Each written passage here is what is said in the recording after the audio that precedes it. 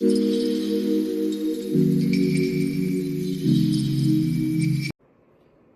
Everyone, welcome back to my channel. ಎಲ್ಲರೂ ಹೇಗಿದ್ದೀರಾ? I hope ಎಲ್ಲರೂ ಚೆನ್ನಾಗಿದ್ದೀರಾ ಅಂತ ಭಾವಿಸ್ತಾನೆ. ನಾನು ಇವತ್ತಿನ ಡೈಲಿ ವ್ಲಾಗ್ನ ಮಾಡ್ತಾಯಿದ್ದೀನಿ. ಓಕೆ ಗೈಸ್, ತುಂಬ ದಿನ ಆದಮೇಲೆ ವ್ಲಾಗ್ನ ಮಾಡ್ತಾಯಿದ್ದೀನಿ. ಈಗ ಎಕ್ಸ್ಪ್ಲೈನ್ ಮಾಡಲ್ಲ ಯಾಕೆ ಇಷ್ಟು ದಿನ ವ್ಲಾಗ್ ಮಾಡಿಲ್ಲ ಅಂತ. ಇನ್ಮೇಲಿಂದ ವ್ಲಾಗ್ ಮಾಡ್ತೀನಿ. ಸ್ವಲ್ಪ ಎಡಿಟಿಂಗ್ಗೆ ಟೈಮ್ ತಗೊಳ್ತಾ ಇದ್ದೆ, ಅದಕ್ಕೋಸ್ಕರ ವ್ಲಾಗ್ನ ಮಾಡಿಲ್ಲ. ಇನ್ಮೇಲಿಂದ ಮಾಡ್ತೀನಿ, ಆದಷ್ಟು ಟ್ರೈ ಮಾಡ್ತೀನಿ. ಓಕೆ ಗೈಸ್, ವ್ಲಾಗ್ನ ಕಂಟಿನ್ಯೂ ಮಾಡೋಕ್ಕಿಂತ ಮುಂಚೆಯಿಂದ ನನ್ನ ಚಾನಲ್ಗೆ ಯಾರೆಲ್ಲ ಸಬ್ಸ್ಕ್ರೈಬ್ ಮಾಡದೆ ನೋಡ್ತಿದ್ದೀರೋ ಪ್ಲೀಸ್ ಸಬ್ಸ್ಕ್ರೈಬ್ ಮಾಡ್ಕೊಳ್ಳಿ. ಹಾಗೆ ಪಕ್ಕದಲ್ಲಿರೋ ಬೆಲ್ ಐಕನ್ ಕೂಡ ಕ್ಲಿಕ್ ಮಾಡಿ. ಯಾಕೆ ವಾಯ್ಸ್ ಹಿಂಗಿದೆ ಅಂತ ಹೇಳೋಕ್ಕೆ ಬಂದರೆ, ಈಗ ತಾನೇ ಎದ್ದಿದ್ದೀನಿ, ಫ್ರೆಶ್ ಅಪ್ ಆಗಿ ದೇವ್ರ ಪೂಜೆ ಎಲ್ಲ ಮಾಡಬೇಕು. ಆ್ಯಕ್ಚುಲಿ ಇವತ್ತು ಸಿಟಿಗೆ ಹೋಗಬೇಕು.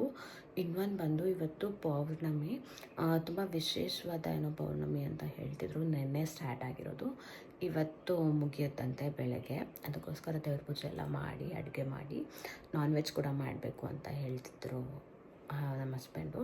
ಅದಕ್ಕೋಸ್ಕರ ಬೇಗ ಬೇಗ ಎಲ್ಲ ಪೂಜೆ ಮಾಡಿಬಿಟ್ರೆ ಆಮೇಲೆ ನಾನ್ ವೆಜ್ ಮಾಡೋಕ್ಕೆ ಬರ್ಬೋದು ಅಂತ ಹೇಳ್ಬಿಟ್ಟು ಪೂಜೆ ಎಲ್ಲ ಮುಗ್ಸೋಕೆ ಹೋಗ್ತಾ ಇದ್ದೀನಿ. ಆ್ಯಕ್ಚುಲಿ ಇವಾಗ ಫ್ರೆಶ್ ಅಪ್ ಆಗಿ ಹೋಗಬೇಕು.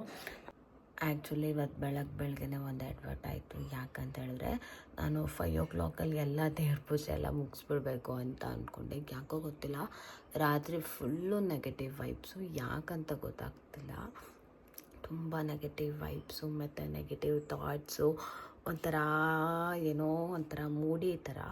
ಅದಕ್ಕೋಸ್ಕರ ರಾತ್ರಿ ಎಲ್ಲ ನಿದ್ದೆನೇ ಬಂದಿಲ್ಲ. ಓಕೆ ಫೈನ್ ಅಂತ ಹೇಳ್ಬಿಟ್ಟು 5:45ಗೆ ಎದ್ದೆ. ಎದ್ಬಿಟ್ಟು ವ್ಲಾಗ್ನ ಮಾಡೋಣ ಅಂತ ರಾತ್ರಿ ಎಲ್ಲ ಪ್ರಿಪೇರ್ ಆಗಿಬಿಟ್ಟಿದ್ದೆ.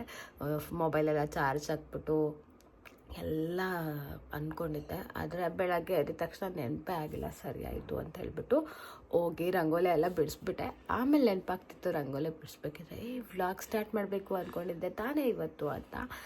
ಸರಿ ಆಯಿತು ಬಿಡು, ಪರವಾಗಿಲ್ಲ, ಫೈನ್, ಆಮೇಲೆ ಮಾಡಿಬಿಡೋಣ ಇವಾಗ ಅಂತ ಹೇಳ್ಬಿಟ್ಟು ಬಂದು ಇವಾಗ ಸ್ಟಾರ್ಟ್ ಮಾಡಿದ್ದೀನಿ. ರಂಗೋಲಿ ಎಲ್ಲ ಬಿಡಿಸ್ಬಿಟ್ಟು ಬಂದೆ.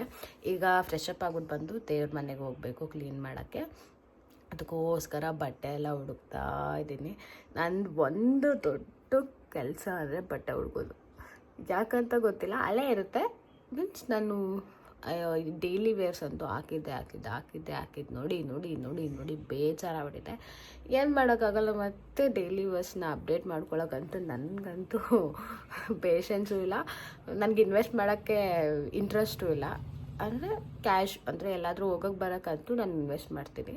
ಆನ್ ಸ್ಪಾಟ್ ಬೇಕಂದರೆ ಇನ್ವೆಸ್ಟ್ ಮಾಡ್ತಾ ಇರ್ತೀನಿ. ಅಂದರೆ ಎಲ್ಲಾದರೂ ಹೋಗ್ಬೇಕಂದ್ರೆ ನನ್ನ ಔಟ್ಫಿಟ್ ಚೆನ್ನಾಗಿಲ್ಲ ಅಂದರೆ ಇದು ನಾನು ಹೋಗೋದೇ ಇಲ್ಲ ಎಲ್ಲೂ. ನನಗೆ ಇದೇ ಥರ ಇರಬೇಕು.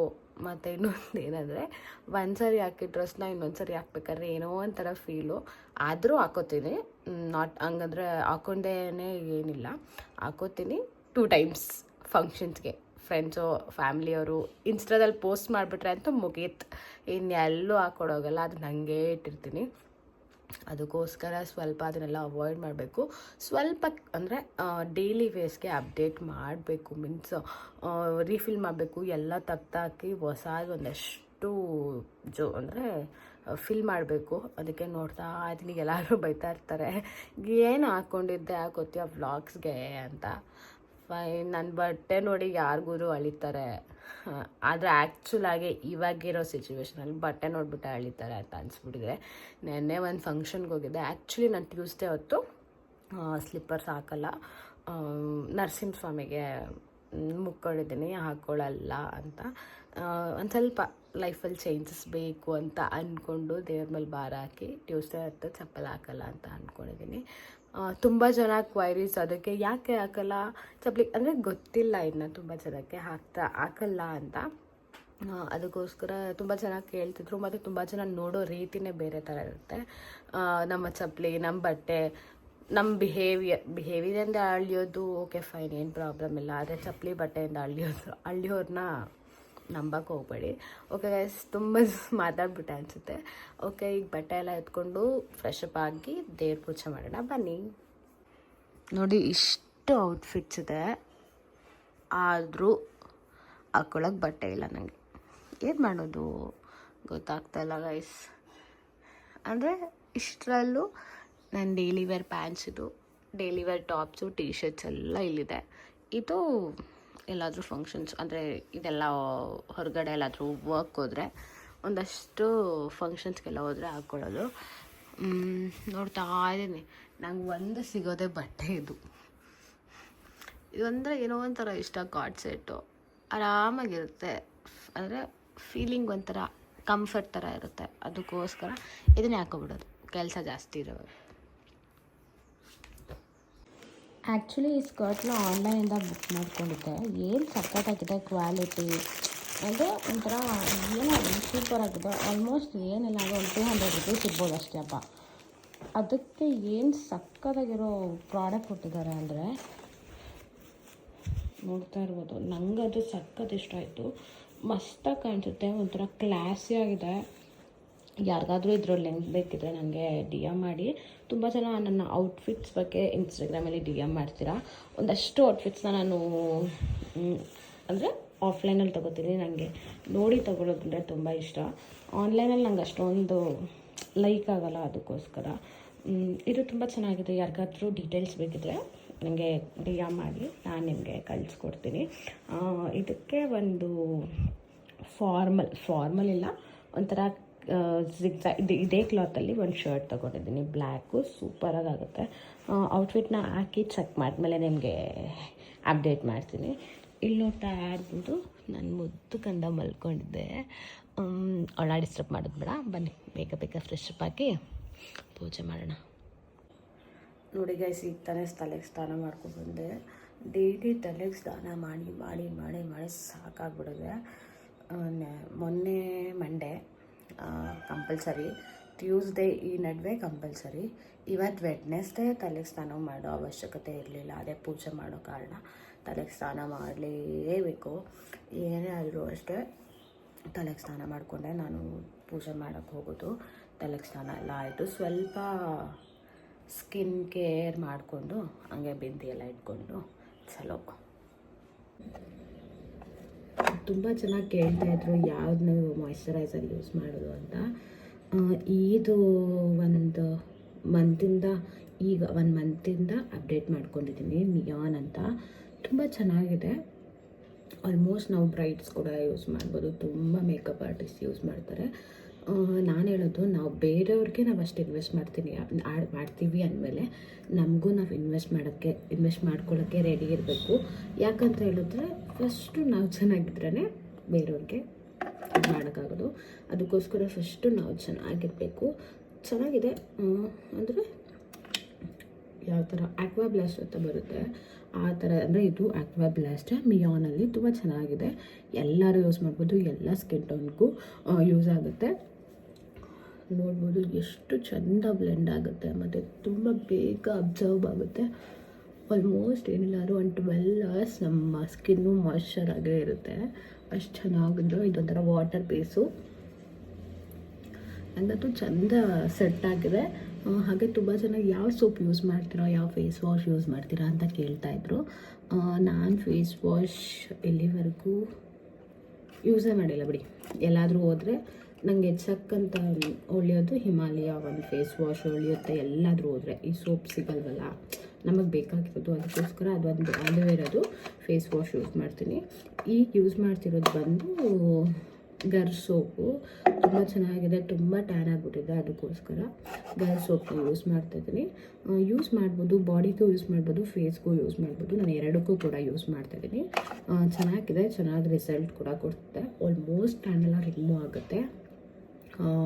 ನಾನು ಸಜೆಸ್ಟ್ ಮಾಡ್ತೀನಿ, ತುಂಬ ಬಿಸಿಲಲ್ಲಿ ಓಡಾಡೋರು ಗರ್ ಸೋಪ್ನ ಯೂಸ್ ಮಾಡ್ಬೋದು. ಅದರ ಜೊತೆ ಸನ್ಸ್ಕ್ರೀನ್ನ ಯೂಸ್ ಮಾಡಿ. ಆ್ಯಕ್ಚುಲಿ ನಾನು ಸನ್ಸ್ಕ್ರೀನ್ನ ಯೂಸ್ ಮಾಡ್ತಿದ್ದೆ, ನನಗೆ ಸನ್ಸ್ಕ್ರೀನ್ ಅಷ್ಟು ಸೆಟ್ ಆಗಿಲ್ಲ. ಡಾಕ್ಟರ್ ಶೀಟ್ಸ್ದು ಯೂಸ್ ಮಾಡ್ತಿದ್ದೆ, ನನಗೆ ಸೆಟ್ ಆಗಿಲ್ಲ. ಅದಕ್ಕೋಸ್ಕರ ಸರಿ ಬಿಡು ಆಯಿತು, ಯಾವುದಾದ್ರೂ ಡಾಕ್ಟರ್ನ ಕೇಳಿ ಡರ್ಮಟಾಲಜಿಸ್ಟನ್ನ ಕೇಳಿಬಿಟ್ಟು ನಾನು ಇಸ್ಕೊಳ್ಳೋಣ ಅಂತ ಹೇಳ್ಬಿಟ್ಟು ಸುಮ್ಮನೆ ಅದೇ. ಈಗ ಯೂಸ್ ಮಾಡಬೇಕು. Actually sunscreen must and should, ಎಲ್ಲರೂ ಯೂಸ್ ಮಾಡಿ. ನಾನು ರೆಡಿ ಆಯಿತು, ಈಗ ಹೋಗೋಣ ಬನ್ನಿ. ಆ್ಯಕ್ಚುಲಿ 15 days ಆಯಿತು ದೇವ್ರ ಸಾಮಾನೆಲ್ಲ ತೊಳೆದು. ಅದೇ ಡೈಲಿ ಅವ್ರು ಪೂಜೆ ಮಾಡ್ತಾರೆ, ಅದಕ್ಕೋಸ್ಕರ ಇವತ್ತು 15 days ಆದಮೇಲೆ ಅದೇ ಅಮಾವಾಸ್ಯೆಗೆ ಪೌರ್ಣಮಿಗೆ ದೇವ್ರ ಸಾಮಾನ ತೊಳ್ಕೊತೀವಿ. ನೋಡ್ತಾ ಇದ್ರು ಎಲ್ಲ ಕ್ಲೀನ್ ಮಾಡಿ ಇವತ್ತು ಪೂಜೆ ಮಾಡುವ.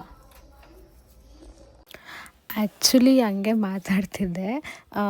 ಏನಾಯಿತು ಅಂದರೆ ನಮ್ಮ ಮನೇಲಿ ಟಿ ವಿ ಸ್ವಲ್ಪ ಜಾಸ್ತಿ ಸೌಂಡು, ಅದ್ರ ಬಗ್ಗೆನೇ ಮಾತಾಡ್ತಿದ್ದೆ. ಮಾತಾಡಿದ್ರು ಕೇಳಿಸಲ್ಲ ಬಿಡಿ ಗಾಯ್ಸ್ ಅಂತ ಹೇಳ್ಬಿಟ್ಟು ಅದೇ ಮಾತಾಡ್ತಿದ್ದೆ. ದೇವ್ರ ಪೂಜೆ ಎಲ್ಲ ಮುಗಿಸ್ತಾ ಇದ್ದೀನಿ. ದೇವ್ರ ಸಾಮಾನೆಲ್ಲ ತೊಳೆದಿದ್ದಾಯಿತು.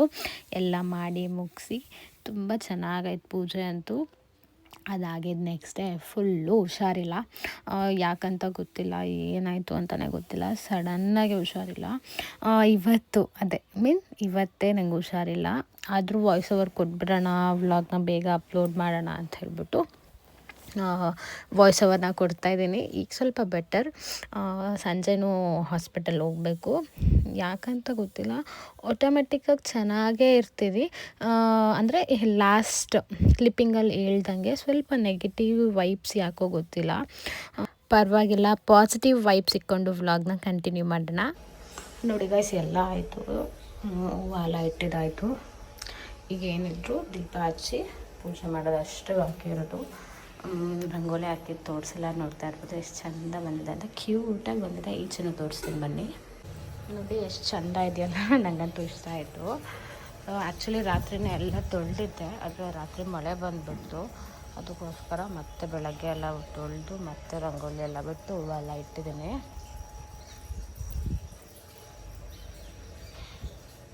ರಂಗೋಲಿ ಎಲ್ಲ ತೋರಿಸಿದ್ಮೇಲೆ ಪೂಜೆನ ಸ್ಟಾರ್ಟ್ ಮಾಡಿಕೊಂಡೆ.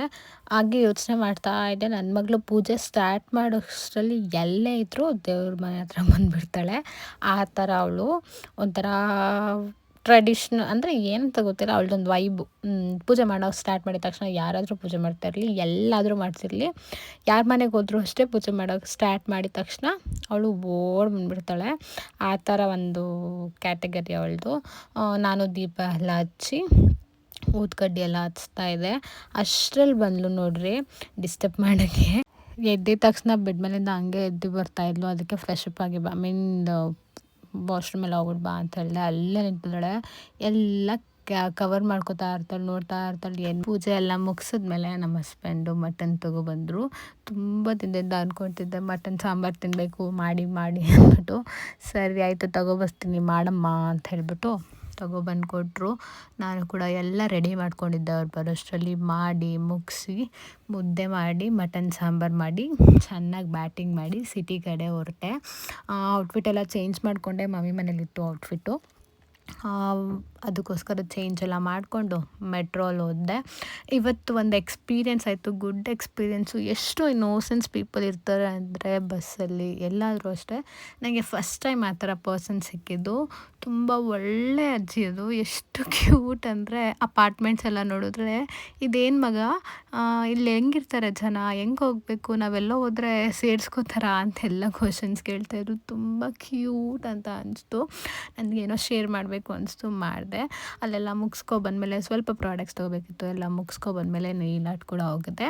ಒಂದು ಅಮ್ಮ ಮತ್ತು ಮಗಳಿಗೆ ಇಬ್ಬರಿಗೂ ಇತ್ತು. ಮಗು ಅಂತೂ ತುಂಬ ಏನಂತಾರೆ ಸೆಲೆಕ್ಟಿವ್, ಹಿಂಗೆ ಇರಬೇಕು ಅಂತ. ಅವರಂತೂ ನನಗೆ ಇದೇ ಕಲರ್ ಬೇಕು ಮಮ್ಮ, ಇದೇ ಬೇಕು ಅಂತ ಹೇಳ್ತಾಯಿದ್ರು. ತುಂಬ ಸೆಲೆಕ್ಟಿವ್ ಒಂಥರ. ಈಗಿನ ಮಕ್ಕಳಂತೂ ನಾವು ಅವ್ರನ್ನ ಹೆಂಗೆ ಅಂತಲೇ ಪ್ರಿಡಿಕ್ಟ್ ಮಾಡೋಕ್ಕಾಗಲ್ಲ, ಆ ಥರ ಇರ್ತಾರೆ. ಇಬ್ರಿಗೂ ಕೂಡ ತುಂಬ ಚೆನ್ನಾಗಿ ಬಂತು. 1 ನೇಲ್ಗೆ ಕ್ಯಾಟ್ ಐ ಮಾಡಿದ್ದೆ, ಐ ಥಿಂಕ್ 2 ನೇಲ್ಸ್ಗೆ ಕ್ಯಾಟ್ ಐ ಮಾಡಿದ್ದೆ. ತುಂಬ ಚೆನ್ನಾಗಿ ಬಂದಿತ್ತು. ಅವರು ಕೂಡ ತುಂಬ ಇಷ್ಟಪಟ್ಟರು. ಯಾರಿಗಾದ್ರೂ ನೇಲ್ ಆರ್ಟ್ ಸರ್ವೀಸಸ್ ಬೇಕಿದ್ದರೆ ನನ್ನ ಇನ್ಸ್ಟಾಗ್ರಾಮ್ಗೆ ಬಂದು DM ಮಾಡಿದ್ರೆ ನಾನು ನಿಮಗೆ ನೇಲ್ ಆರ್ಟ್ ಸರ್ವಿಸ್ನ ಮಾಡಿಕೊಡ್ತೀನಿ. ಹಾಗೆ ಮೇಕಪ್ ಸರ್ವಿಸ್ ಕೂಡ ಮಾಡಿಕೊಡ್ತೀನಿ. ನನ್ನ ಇನ್ಸ್ಟಾಗ್ರಾಮ್ ಪೇಜ್ ಬಂದು ಸೌಂದರ್ಯ ಶೆಟ್ಟಿ ಅಂತ ಇದೆ. ನೀವು ಬಂದು ಅಲ್ಲಿ DM ಮಾಡಿದ್ರೆ ನಾನು ನಿಮಗೆ ಯಾವ ಸರ್ವಿಸ್ ಬೇಕು ಆ ಸರ್ವಿಸ್ನ ಮಾಡಿಕೊಡ್ತೀನಿ. ಓಕೆ ಗಾಯ್ಸ್, ನನ್ನ ಇವತ್ತಿನ ವ್ಲಾಗ್ ಇಷ್ಟ ಆಗಿತ್ತು. ನಾನು ನಿಮಗೆ ನೆಕ್ಸ್ಟ್ ವ್ಲಾಗಲ್ಲಿ ಸಿಗ್ತೀನಿ. Thank you, bye, keep supporting, love you all.